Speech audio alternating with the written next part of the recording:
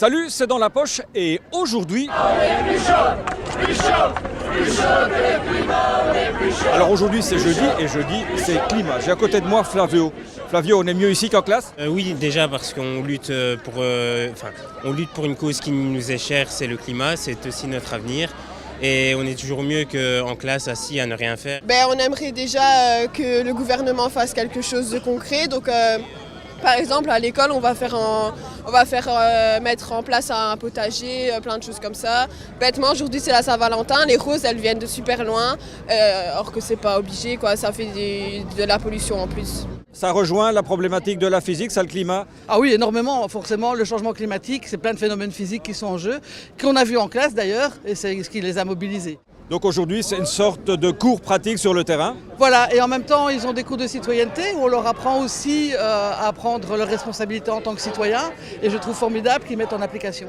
On a retrouvé Nora qu'on avait rencontrée en stage Erasmus à Madrid. Nora, qu'est-ce que tu fais ici ? Mais on marche pour le climat pour sensibiliser les autorités communales et les autorités provinciales dans notre région, dans notre ville, quoi. J'ai vu que tu avais un panneau bilingue, c'est un cours de langue ?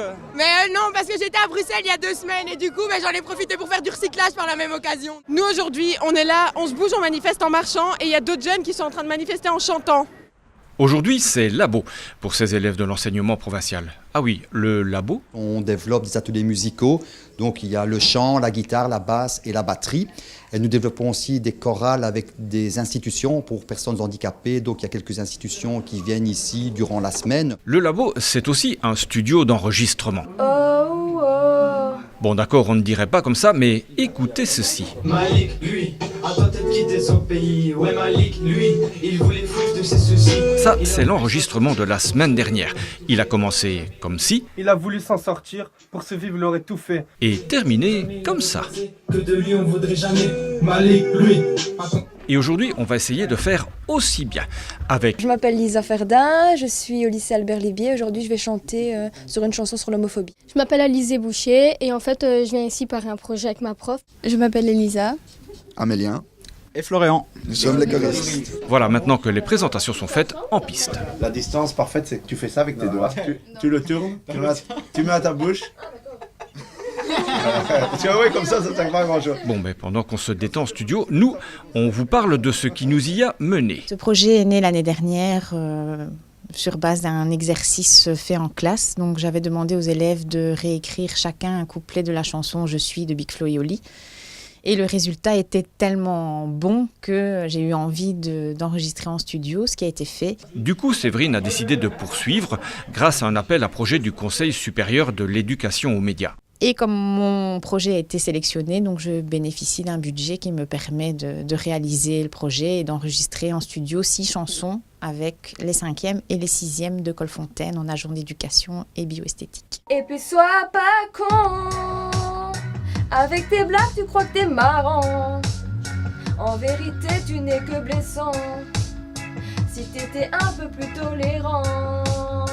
Cet air, vous l'avez sans doute reconnu, il s'agit d'une chanson d'Angèle, mais les paroles, elles, sont 100% originales. Le texte d'aujourd'hui il a été écrit collectivement en classe, où chacun a apporté ses idées. Comme on a écrit tous en même temps, il a fallu qu'on se mette d'accord, parce qu'il y avait des bonnes idées de tous les côtés, mais il a fallu tout rassembler. Après, il ne faut pas oublier que ça part en débat à chaque fois sur l'histoire, que ce soit le racisme, l'homophobie, tout part sur un débat. Pour ces jeunes, pas de doute, une bonne chanson vaut mieux qu'un long discours. C'est enfiler moins la paire de gants en fait, c'est y aller un peu plus relax. On a moins peur de dire ce qu'on pense que si on devait juste parler. Une fois enregistrées, les 6 chansons seront publiées sur YouTube. Le cours de maths, le cours de physique, le cours de français, d'anglais, ce serait plus chouette en chanson ? Moi j'ai pas tout ça donc. Je pense que dans tous les cas, le cours de maths reste incompréhensible. Oh yeah. La bière, tu la préfères comment ? Moi personnellement, j'en consomme pas, mais c'est mieux quand c'est froid, comme le climat. Est-ce que tu sais que le meilleur barman junior est énuillé ? Non, je savais pas. On va aller le voir. Bonjour, je suis William Leyton et je viens de gagner le concours du meilleur barman junior européen à Spa. 2e trophée d'affilée pour l'IPES Hat. Après Arthur l'année dernière, voici donc Sa Majesté William Ier, sacré roi des barman juniors à Spa. Donc à ce concours, il y a plusieurs épreuves, dont celle du cocktail. Aujourd'hui, je vais vous présenter donc l'Apple que j'ai fait à ce concours. Sirop de sucre de poire, liqueur de pomme, un peu de citron, de liqueur de mandarine, sans oublier le gin. Un cocktail reflète la personnalité de son créateur. Moi, j'ai voulu le faire à mon image, donc hypersensible. Je ressens énormément de choses en une journée, et donc ce cocktail peut vous faire ressentir énormément de choses en une gorgée. Secouer énergiquement et servir bien frais. Voici donc votre Apple Bay. Si vous avez une dure journée de travail, il pourra vous emmener sur des plages ensoleillées. La plage, ce sera pour un peu plus tard. Par contre, le champagne du vainqueur, c'est tout de suite. L'ouverture de bouteille de champagne doit être faite sans bruit. Un léger pchit, rien de plus. Le champagne, ce sont encore les bulles qui en parlent le mieux, les bulles et le barman. Il faut établir une relation, il faut avoir cette touch entre le serveur et son client. Et c'est ce qui fait généralement vendre le champagne et ce qui fait gagner un concours. Voyez derrière moi, les jeunes se mobilisent pour leur avenir. Alberto Israel, lui aussi, se mobilise pour le futur à sa manière. C'est un rescapé de la show, hein, vous allez voir. Infatigable, Alberto Israel. À 91 ans, il est toujours là, debout, souriant. Café. Mais il n'a rien oublié, aucun détail. Sa revanche à lui, c'est la mémoire. Et aujourd'hui, il est venu témoigner, confondre l'histoire devant le tribunal de la jeunesse. Je ne veux pas qu'une chose pareille se reproduise. C'est une honte pour l'humanité. C'est une honte pour l'humanité entière, c'est ce qui est arrivé. Maintenant, je veux que les gens bougent. S'il y a quelqu'un qui essaie de faire quelque chose d'autre, il faut qu'on bouge, qu'on empêche une chose pareille. La déportation des Juifs de Rhodes, l'interminable voyage, les camps de travail, les camps de la mort. Pendant plus d'1 heure, Alberto Israel raconte l'inracontable.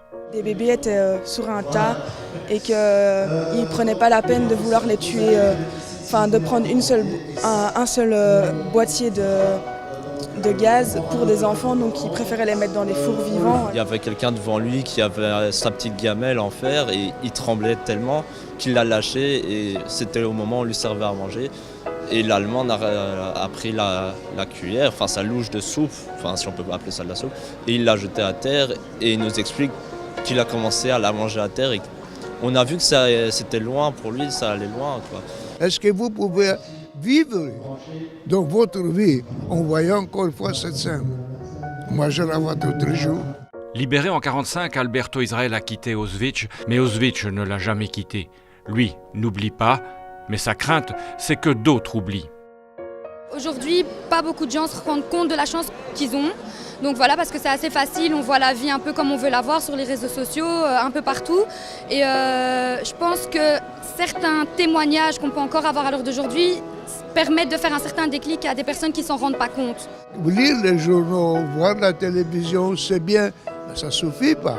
Il faut quelqu'un qui a vécu, qui leur dit voilà comment ça s'est passé, voilà ce qui s'est passé. À partir de ces moments-là, ils prendront leurs décisions. Aujourd'hui, la jeunesse bouge, manifeste, se mobilise pour le climat. Les consciences s'éveillent, l'humanité se réveille.